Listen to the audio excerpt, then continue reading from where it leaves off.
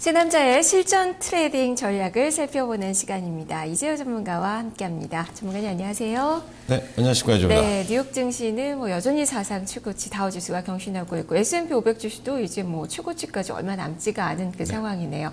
우리 증시 오늘 기대를 해볼 수 있을지 살펴보겠습니다.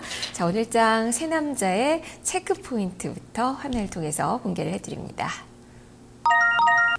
이재호 전문가 일본과 역상관 관계, 박승용 전문가 코스피 21선, 코스닥 11선 지지 확인, 최수정 전문가 안보리 대북 제재, 국내 심리 불안 요인, 이렇게 세 가지 체크 포인트가 제시가 됐습니다.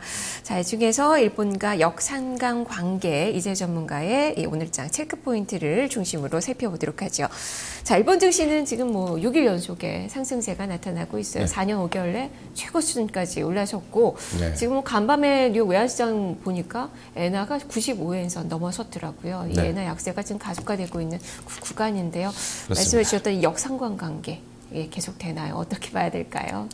오늘 엔화의 그 약세가 지속된다라고 하면 우리 증시 또한 우리가 사실 일본이 올라가고 급등을 하면은 과거 옛날 같은 경우는 일본이 상승하면 우리 일정 부분 상승에 좀 영향을 주기도 했습니다만은 올라가면 요즘 좀 빠집니다. 네, 엔화의 영향이 좀 크게 작용을 하고 있고요. 어제 같은 경우는 실제로 이제 북한발 또 불안스러운 이슈들 뉴스들이 나오면서 해외 시장 올랐음에도 불구하고 시초가부터 좀 약한 흐름들을 보여줬고 전체적으로 조정을 만들어갔습니다. 그러나 더 큰 부분들은 결국 일본 엔화의 동향이고 이 일본 엔화 약세가 지속되는 그런 흐름이라면 어제 최근 들어서 외국인들 매수 기조가 좀 둔화되면서 좀 어제 같은 경우는 매도가 좀 흘러나왔는데 이런 외국인 자금의 매수세가 약간 한풀 꺾인다거나 매도세 흐름도 들어올 수가 있기 때문에 일본 시장 흐름들은 지속적으로 체크를 해가면서 살펴봐야 되지 않을까 그렇게 판단을 하고 있습니다. 계속해서 불안 요인이다라는 말씀이신 거죠. 지금 엔화가 지금 95엔선 넘어서고 있는데 어떻게 해요? 여기서 추가적인 상승을 더 예상을 해봐야 되는 건가요? 사실은 이제 한 2, 3주 전까지만 하더라도 일본 엔화의 약세를 좀 용인하는 그런 분위기에서 약간은 일본 엔화 좀 과한 것이 아닌가 이런 시그널도 들어오긴 했습니다만은 아베노믹스라 그러죠. 네. 너무나 지금, 뭐라 그럴까요? 굉장히 또 완전히 무대포로 밀어붙이는 듯한 그런 느낌을 받고 있습니다. 그러면 장사 없습니다. 예. 우리 증시가 미국 증시는 사상 최고치를 경신하고 있고, 미국이라든가 유럽이라든가 일본은 엔화 때문에 그렇다고 치고, 그렇게 가고 있음에도 불구하고 우리 증시가 약한 부분들은 결국 엔화의 동향에 영향을 받을 수밖에 없는 거고, 그렇다면 이런 엔화의 약세 흐름들이 진정이 되고, 좀 엔화 강세로 돌아선다거나 좀 혹은 약세 시그널이 좀 둔화될 때까지는 우리 증시는 상승을 해도 대밀리는 흐름 혹은 상승이 나와도 빠지는 종목 섹터들은 매일같이 양산될 수 있다라는 측면으로 보고 있습니다. 그렇다면 지금 시장은 결국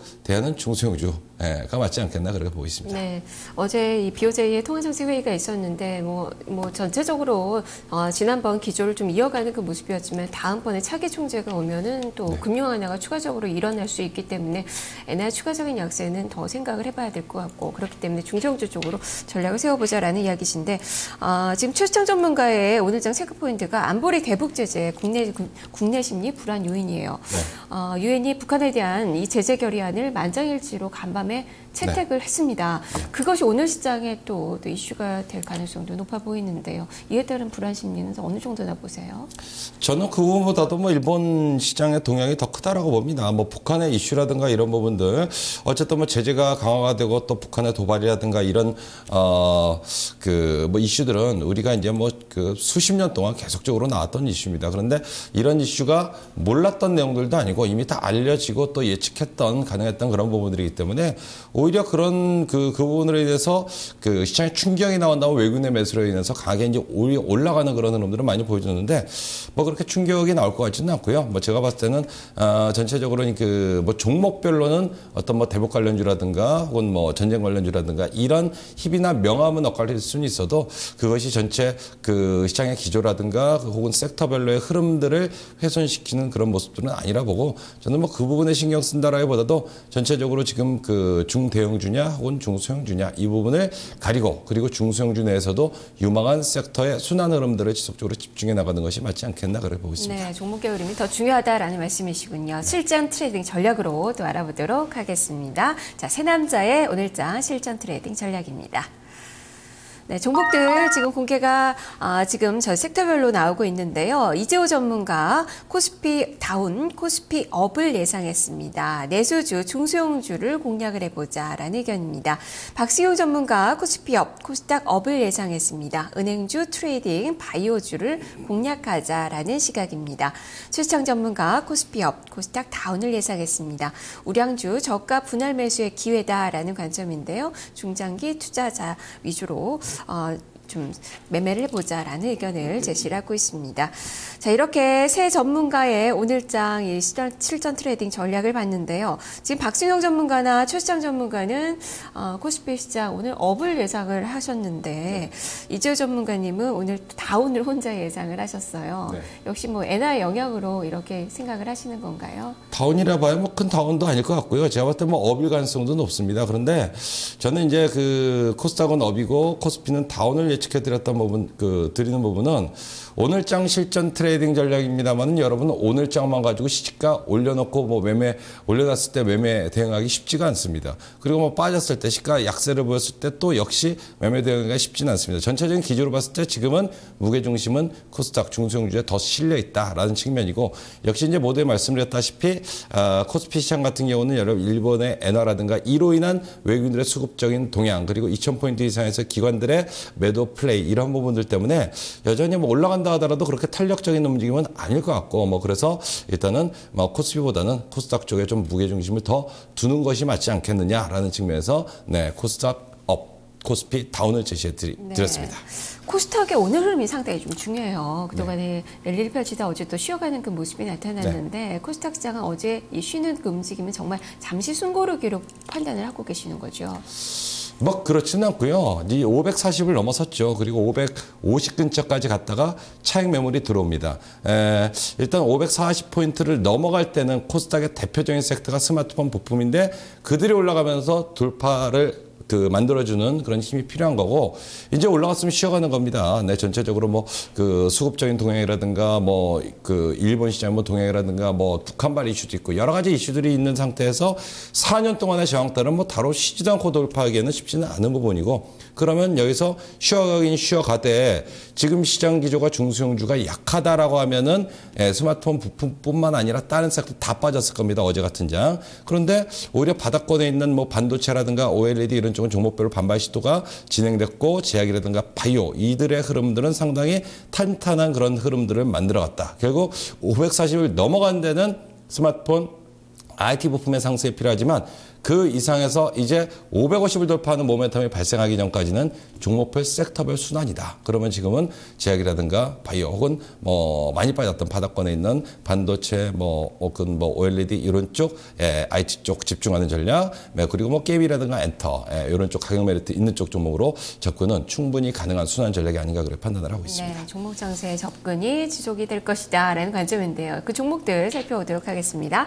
새 남자의 오늘장 실전 트레이딩 종목입니다.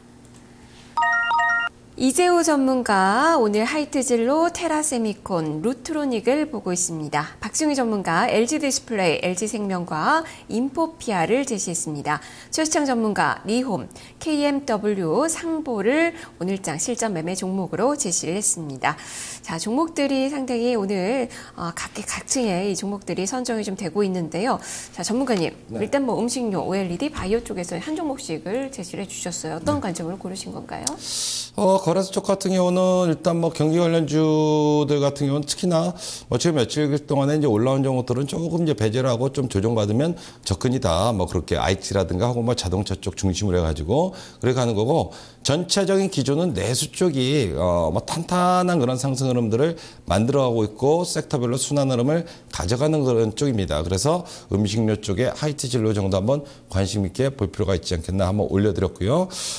일단 뭐 스마트폰 그 부품주들이 최근에 신고가 갱신을 하다가 조금 차익 매물이 나온다거나 주춤하고 있습니다. 오늘 같은 경우는 다시 반발 흐름들이 충분히 나올 수 있다라고 봅니다. 뭐 그래도 일단 좀 이제 장기 하락했다가 올해부터 일단 반발을 시도하고 있는 OLED 관련주 중에서 테라세미콘 같은 경우도 지금 자리면은 뭐 안정적인 흐름을 보일 수 있지 않겠나 싶어서 한번 올려봤고요. 그다음 바이오도 지속적으로 이제 순환 흐름들을 만들어 가고 있습니다. 뭐 어제 같은 경우는 뭐 마크로젠이라든가 메디포스트라든가 차바이오죠. 마크로젠이 아니라 차바이오라든가 메디포스트라든가 이런 쪽 종목뿐만이 아니라 여러 가지 이제 제약 바이오 섹터 내에서 순환 흐름들을 만들어가고 있다라고 하면 루트로닉 같은 경우도 충분히 오늘장 한번 반발을 노릴 수 있는 구간이 아닌가 그렇게 판단을 하고 있습니다. 예, 그러면 이 세 종목 중에서 오늘장 추천주 한 종목 골라주시죠. 네, 중소형주가 그 중심이라고 말씀을 드렸습니다만 그래도 내수 쪽도 여러분들이 무시할 수 없는 그런 쪽 섹터군이라 봅니다. 그래서 하이트 진로가 지금 뭐 거의 한 달째 그대로 이제 흥보하는 쪽 그런 움직임을 보여주고 있는데 하이트 진로를 한번 뭐 골라봤습니다. 네. 자, 네. 지금 뭐 최근에 외국인 투자가들의 매수세가 또 꾸준하게 좀 들어오고 있다는 점도 특징인데 이번에는 이 횡보세가 좀 벗어날 수 있을 것이다라는 그 관점이신 거죠. 어느 정도까지 상승을 바라볼 수 있을까요? 네, 먼저 이제 내용적인 측면을 간단하게 말씀을 드리면 화이트 진로가 그동안 이제 문제됐던 부분이 맥주 부분. 그러나 맥주 부분의 시장 점유율 회복에 대한 기대감이 올해는 있고요. 그리고 제품 가격이 얼마 전에 인상을 했죠. 이런 인상에 대한 어떤 그 혜택과 더불어서 점유율 상승에 대한 그 기대감이 뭐 주가를 그 또다시 이제 고가를 넘어가는 동력으로 작동할 수 있지 않을까 그렇게 판단을 하고요. 작년도까지만 해도 맥주와 소주 사업 부분의 통합이 지연되면서 이런 부분들의 우려가 주가를 계속적으로 짓눌렀다면 작년도 하반기부터 주가는 복원을 시작했고요. 올해는 또 맥주 소주 사업 부분 통합 효과가 본격화될 가능성이 있지 않겠나 뭐 그렇게 보고 있고요. 그렇다면 이제 어제 하이트 진로가 34,900원, 35,000원 고치로 이제 마감을 했습니다. 34,000원 정도 오면은 뭐 매수하는데 큰 부담은 없을 것 같고 뭐 거기 안 온다라 하면 34,500원 정도 뭐 그 정도 한번 매수 그 가를 한번 잡아보시기 바라겠고요. 목표가는 조금 길게 본다 뭐 지금 뭐 조금만 더 올라가면은 고가 넘어가게 됩니다. 뭐 그러면 4만 원 권역까지 4만 원 근처까지 목표가를 설정할 수 있겠다. 그래서 목표가 4만 원 제시하도록 하겠고요. 손절가는 32,000원 말씀드립니다. 네, 4만 원 어느 정도나 좀 기간을 보고 계신 거세요? 4만 원이라고 한다면 글쎄요, 이제 뭐 고가, 신고가를 넘어가는 흐름이 나오면은 짧은 뭐 한 달 안에도 가능할 수가 있겠고, 뭐 여기서 계속 횡보세가 뭐 길어진다 하더라도 뭐 3개월 안에는 충분히 도달 가능한 그런 가격이 아닌가 그렇게 보고 있습니다. 네, 일단은 횡보세를 좀 넘어서면서 전고점을 좀 돌파할 수 있을지 여부를 또 체크를 해봐야 될 것 같네요. 네. 말씀 잘 들었습니다. 감사합니다.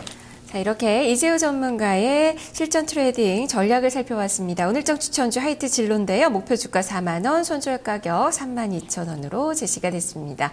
자, 이어서 오늘장 주요 일정을 살펴보겠습니다.